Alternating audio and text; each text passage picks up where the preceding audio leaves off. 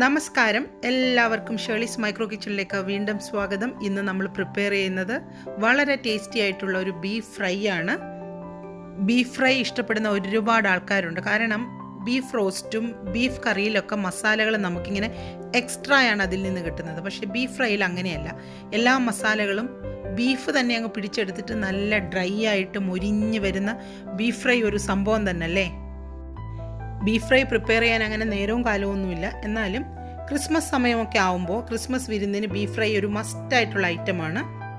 Beef fry prepare ചെയ്താൽ എനിക്ക് ഏറ്റവും ഇഷ്ടം അതിൻ്റെ കൂടെ കഴിക്കാൻ ചപ്പാത്തിയാണ്. ഇതൊരു നൊസ്റ്റാൾജിക് കോമ്പിനേഷൻ ഡിഷ് കൂടിയാണ് എനിക്ക്.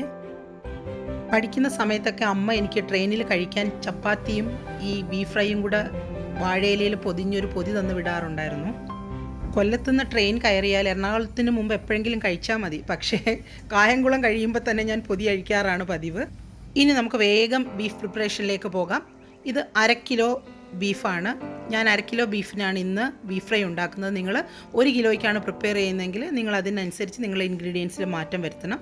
ഇവിടെ ഒരു ബൾബ് വെളുത്തുള്ളി, ഒരു 2 ഇഞ്ചിൻ്റെ വലിയ ഒരു ഇഞ്ചിയാണ് എടുത്തു വെച്ചിട്ടുള്ളത്. വെളുത്തുള്ളിയുടെ പകുതിയും ഒരു 1-2 അല്ലി എടുത്താൽ മതി. ഇത് തേങ്ങയുടെ കൊത്തിന് വേണ്ടി തേങ്ങ എടുത്തു വെച്ചിരിക്കുന്നതാണ്. പിന്നീട് കുറച്ച് കറിവേപ്പില. ഇനി ഈ ബീഫ് ഒന്ന് മാരിനേറ്റ് ചെയ്തെടുക്കണം. നമുക്ക് കഴുകി വൃത്തിയാക്കി വെച്ചിരിക്കുന്ന 1/2 കിലോ ബീഫ് ഒരു ബൗളിലേക്ക് മാറ്റുവാണ്. ഇനി ഇതിലേക്ക് ആവശ്യമായ മസാലപ്പൊടികൾ നമുക്ക് ചേർത്ത് കൊടുക്കാം. ആദ്യം ഒരു 1/2 ടീസ്പൂൺ മഞ്ഞൾപ്പൊടിയാണ് ആഡ് ചെയ്ത് കൊടുക്കുന്നത്. ഇനി നമ്മൾ മുളക് പൊടിയാണ് ചേർത്ത് കൊടുക്കുന്നത്. 1 ടേബിൾ സ്പൂൺ. നിങ്ങൾക്ക് ഇഷ്ടമുണ്ടെങ്കിൽ കാശ്മീരിയും നോർമൽ മുളക് പൊടിയും കൂടെ മിക്സ് ചെയ്ത് ചേർക്കാം. ഇത് ഉപ്പാണ്. 1 ടേബിൾ സ്പൂണിൻ്റെ സ്പൂൺ എടുത്തതേ ഉള്ളൂ. അതിൽ ഒരു 1/4 ഭാഗം മാത്രം ചേർത്ത് കൊടുത്താൽ മതി. അതായത് ഒരു 1.5-2 ടീസ്പൂൺ. ഇത് നല്ലതായിട്ട് വീട്ടിൽ പൊടിച്ചെടുത്ത ഗരം മസാലയാണ്. 1 ടീസ്പൂണാണ് ചേർത്ത് കൊടുക്കുന്നത്. ഇനി നമ്മളിതിലേക്ക് ചേർത്ത് കൊടുക്കുന്നത് 1 ടീസ്പൂൺ കുരുമുളക് ഫ്രഷായിട്ട് ഞാൻ പൊടിച്ചതാണ് ചേർക്കുന്നത്. ഇനി ഇഞ്ചിയും വെളുത്തുള്ളി നേരത്തെ എടുത്തു വെച്ചിരുന്നത് നമ്മൾ നല്ലതുപോലെ ഒന്ന് ചതച്ചെടുത്തിട്ട് ചേർക്കുന്നതാണ് എപ്പോഴും നല്ലത്. അപ്പം അതിലെ എല്ലാ ഗുണങ്ങളും ഇതിൽ വേഗം അങ്ങ് പിടിച്ചോളും.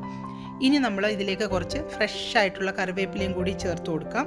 സാധാരണ നമ്മൾ ബീഫിൽ മല്ലിപ്പൊടി ചേർക്കാറുണ്ട്. ഇന്ന് ഞാൻ മല്ലിപ്പൊടിക്ക് പകരം 1 ടേബിൾ സ്പൂൺ മീറ്റ് മസാല പൗഡറാണ് ചേർത്തത്. അത് നമ്മൾ റെഡിമെയ്ഡായിട്ട് വാങ്ങിച്ചതാണ്. അത് വീട്ടിലില്ലാത്തവർക്ക് മല്ലിപ്പൊടി ചേർക്കാം. പക്ഷേ അതിൻ്റെ കൂട്ടത്തിൽ ഒരു 1/2 ടീസ്പൂണും കൂടെ ഗരം മസാല കൂട്ടിയെടുത്താൽ മതി. ഇനി ഇത് നല്ലതുപോലെ കൈ കൊണ്ടൊന്ന് മാരിനേറ്റ് ചെയ്തിട്ട് ഒരു 1 മണിക്കൂർ നമുക്ക് മാറ്റി വെക്കണം. എന്നാലേ അത് ബീഫിലേക്ക് പിടിക്കുകയുള്ളൂ. മാരിനേറ്റ് ചെയ്ത് വെച്ചിരിക്കുന്ന ബീഫ് നമുക്കൊന്ന് കുക്ക് ചെയ്തെടുക്കണം കുക്കറിൽ. ബീഫ് കുക്ക് ചെയ്യാൻ നമ്മൾക്ക് ഇതിലേക്ക് വെള്ളം ആഡ് ചെയ്ത് കൊടുക്കണം. വെള്ളം ആഡ് ചെയ്ത് കൊടുക്കുമ്പോൾ എപ്പോഴും ശ്രദ്ധിക്കേണ്ടത് ഒരുപാട് വെള്ളം ആഡ് ചെയ്യരുത്. കാരണം നമ്മൾ ബീഫ് കറി അല്ല പ്രിപ്പയർ ചെയ്യുന്നത്. ഒരു 1/2 കപ്പ് വെള്ളമാണ് ഞാനിപ്പം ചേർത്ത് കൊടുത്തിട്ടുള്ളത് 1/2 കിലോ ബീഫിന്. നിങ്ങൾക്ക് അടിക്ക് പിടിക്കും എന്നുള്ളൊരു പേടി ഉണ്ടെങ്കിൽ ഒരു 1/4 കപ്പ് വെള്ളവും കൂടെ മാത്രം ചേർത്ത് കൊടുത്താൽ മതി. അല്ലെങ്കിൽ നമ്മൾ പിന്നീട് വെള്ളം വറ്റിച്ചെടുക്കാൻ ഒരുപാട് സമയം എടുക്കേണ്ടി വരും. ഞാനിപ്പോൾ 1/2 കപ്പ് വെള്ളം മാത്രമേ ചേർത്തുള്ളൂ. കാരണം ഇതിൽ നിന്ന് ഇനി വെള്ളം ഇറങ്ങി വരും. അപ്പം നമുക്കിതൊന്ന് കുക്ക് ചെയ്തെടുക്കാം. എപ്പോഴും ബീഫിൻ്റെ താഴെ മാത്രമേ വെള്ളം നിൽക്കാൻ പാടുള്ളൂ. ഞാനൊരു 5 വിസിൽ കേൾപ്പിച്ച് ബീഫ് ഇപ്പോൾ കുക്ക് ചെയ്തെടുത്തിട്ടുണ്ട്. നിങ്ങൾക്ക് കാണാം വളരെ കുറച്ച് വെള്ളം മാത്രമേ എൻ്റെ കുക്കറിലുള്ളൂ. ഇനി നമുക്ക് ഈ ബീഫ് ഒന്ന് ഫ്രൈ ചെയ്തെടുക്കണം. അതിന് വേണ്ടിയിട്ട് കുറച്ച് പരന്ന ഒരു പാത്രം എടുക്കാം. ഇത് കുറച്ച് ചുമന്നുള്ളിയാണ്. ഒരു 7-8 വലിയ പീസുണ്ട്. അരിഞ്ഞു വെച്ചിരിക്കുന്ന തേങ്ങാക്കൊത്ത് വെളിച്ചെണ്ണയിലേക്കിട്ട് നല്ലതുപോലെ ഒന്ന് വഴറ്റിയെടുക്കണം. തേങ്ങാക്കൊത്തൊന്ന് ചെറുതായിട്ട് ചുമന്ന് തുടങ്ങുമ്പോൾ നമുക്ക് അതിലേക്ക് അരിഞ്ഞു വെച്ചിരിക്കുന്ന ചുമന്നുള്ളി ചേർത്തൊന്ന് വഴറ്റാം. നമ്മൾ ഇതിലേക്ക് സവാള, ഇഞ്ചി, വെളുത്തുള്ളിയൊന്നും എക്സ്ട്രാ ചേർക്കുന്നില്ല. കാരണം നമ്മൾ ഓൾറെഡി ഇഞ്ചിയും വെളുത്തുള്ളിയൊക്കെ നമ്മുടെ ബീഫ് കുക്ക് ചെയ്തപ്പം ഇട്ടിരുന്നു. നമുക്ക് ഈ ബീഫ് റോസ്റ്റ് ഇങ്ങനെ എണ്ണയൊന്നും ഇല്ലാതെ ഒരു പാത്രത്തിലിട്ട് ഫുള്ള് വെള്ളം വറ്റിച്ചിട്ട് നല്ലതുപോലെ എടുത്ത് നമുക്ക് ഫ്രീസറിൽ വെച്ചിരിക്കുവാണെങ്കിൽ നമുക്ക് പിന്നീട് അത് റോസ്റ്റ് ആക്കാൻ പറ്റും. അപ്പോൾ എക്സ്ട്രാ സവാളയും ഇഞ്ചിയും വെളുത്തുള്ളിയൊക്കെ ചേർത്ത് നമുക്ക് അങ്ങനെ ചെയ്യാം. അല്ലെങ്കിൽ നമുക്ക് ബീഫ് ഫ്രൈ ഇതുപോലെ തന്നെ വീണ്ടും ചെയ്തെടുക്കാം. ഞാനിപ്പോൾ കുക്ക് ചെയ്ത് വെച്ചിരിക്കുന്ന ബീഫ് ഈ പാത്രത്തിലേക്ക് ഇട്ട് കൊടുക്കുവാണ്. എൻ്റെ ഈ ബീഫിൽ അധികം വെള്ളമില്ലാത്തതുകൊണ്ട് ഞാൻ ഡയറക്റ്റ് തന്നെ അങ്ങ് ആഡ് ചെയ്ത് കൊടുക്കുവാണ്. നിങ്ങളുടെ ബീഫ് തുറക്കുമ്പോൾ കുറേ കൂടി വെള്ളം ഉണ്ടെങ്കിൽ കുക്കറിൽ തന്നെ ഇരുന്ന് വറ്റിച്ചതിന് ശേഷം മാത്രമേ ഇടാവൂ. ഇപ്പം ഞാൻ തീ ഒന്ന് ഒരു ഹൈ ഫ്ലെയിമിലാക്കി വെച്ചിട്ട് വെള്ളം ഒന്ന് വേഗം ഒന്ന് വറ്റിച്ചെടുക്കുകയാണ്.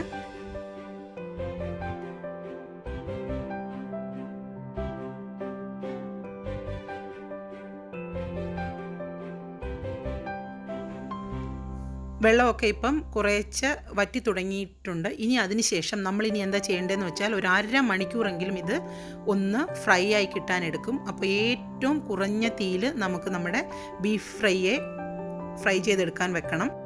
ഇപ്പോൾ വെള്ളമൊക്കെ വറ്റി ഞാൻ ഇതിലേക്ക് 1 ടേബിൾ സ്പൂൺ വെളിച്ചെണ്ണയും കൂടെ ചേർത്ത് കൊടുക്കുകയാണ്. അപ്പോൾ ഈ വെളിച്ചെണ്ണയിലാണ് ഇനി ഇതിങ്ങനെ ചെറുതായിട്ട് മൊരിഞ്ഞ് വരേണ്ടത്. തീ എപ്പോഴും ഏറ്റവും കുറച്ച് വെക്കാൻ നിങ്ങൾ ശ്രദ്ധിക്കണം. നമ്മുടെ ബീഫ് ഫ്രൈ നല്ലതുപോലെ മൊരിഞ്ഞ് തുടങ്ങിയിട്ടുണ്ട്. ഇനി ഞാൻ നിങ്ങളോടൊന്ന് സപ്പോർട്ട് ചോദിക്കുകയാണ്. നിങ്ങൾ ഈ ചാനൽ കണ്ടുകൊണ്ടിരിക്കുന്ന ആരെങ്കിലും ഇത് ഇനിയും സബ്സ്ക്രൈബ് ചെയ്തിട്ടില്ലെങ്കിൽ ഒന്ന് സബ്സ്ക്രൈബ് ചെയ്ത് തന്നെ സപ്പോർട്ട് ചെയ്യണം. ഈ വീഡിയോ കണ്ടതിന് ശേഷം നിങ്ങളിത് ലൈക്ക് ചെയ്യാനും മറക്കരുത്. പിന്നീട് ഇപ്പോൾ ഇത് കളർ മാറി തുടങ്ങിയല്ലേ നല്ലതുപോലെ. അപ്പോൾ ഈ കളർ മാറി ഈ സമയത്ത് നിങ്ങൾക്കൊന്ന് ടേസ്റ്റ് നോക്കിയിട്ട് വേണമെങ്കിൽ നിങ്ങൾക്കിതിലേക്ക് ഒരല്പം കുരുമുളക് പൊടിയോ ഉപ്പോ അല്ലെങ്കിൽ ഗരം മസാല പൊടിയോ ചേർക്കാം. ഞാൻ ഈ പറയുന്ന അളവിലാണ് നിങ്ങൾ പ്രിപ്പയർ ചെയ്യുന്നതെങ്കിൽ ഒരു എക്സ്ട്രാ മസാലകളും ചേർക്കേണ്ട കാര്യമില്ല. പെർഫെക്റ്റ് ആയിട്ടുള്ള ബീഫ് ഫ്രൈ ആണ് ഇപ്പോൾ ഇവിടെ നമുക്ക് കിട്ടിയിട്ടുള്ളത്.